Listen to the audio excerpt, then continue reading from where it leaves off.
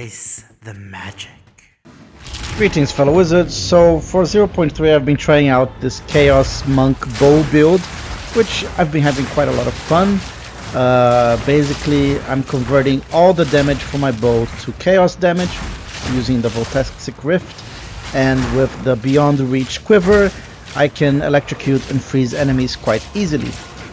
Now add to that Herald of Ice and Herald of Thunder, as well as the Mirage Archer doing cold damage. This means I can spread out freeze and damage very quickly.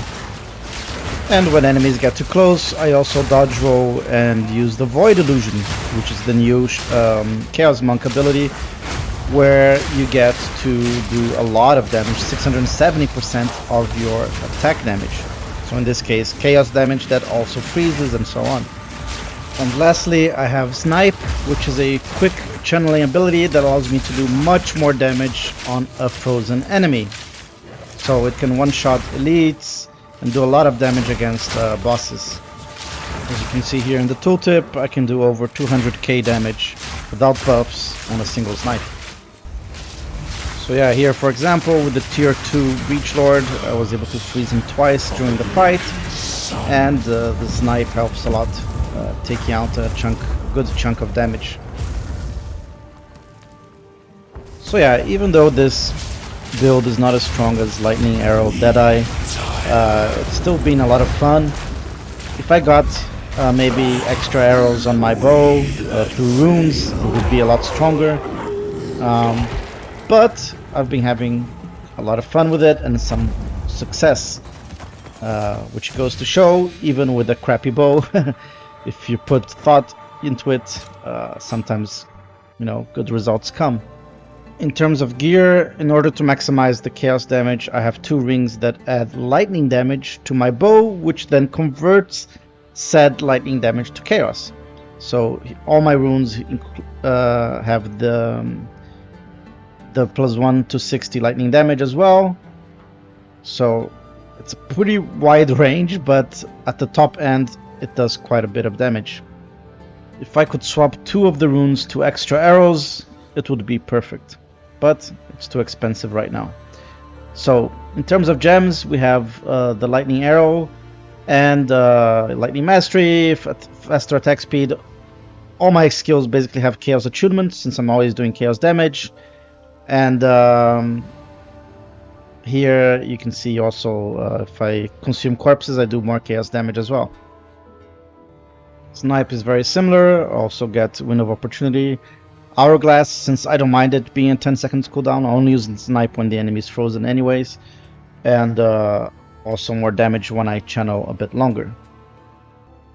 My Mirage Archer uses Ice Shot to help freeze stuff and in a Nova around him, because usually I'm dodging away from a lot of enemies.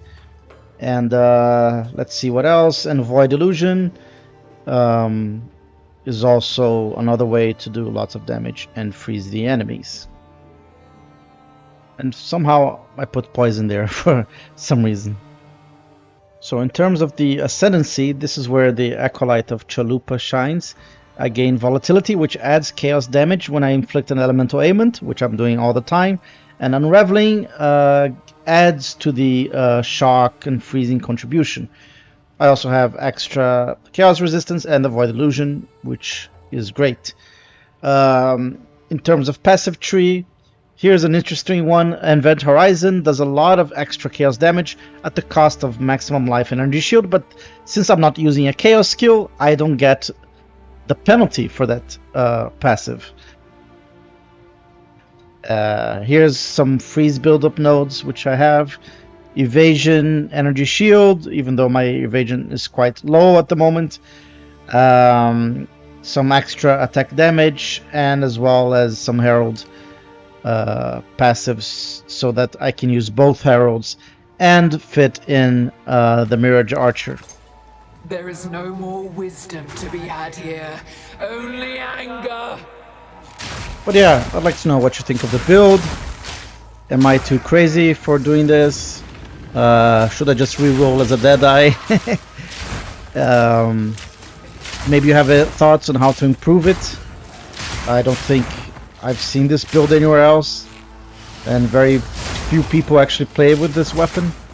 So yeah, thanks for watching, and let me know your thoughts. Take care. Break the image.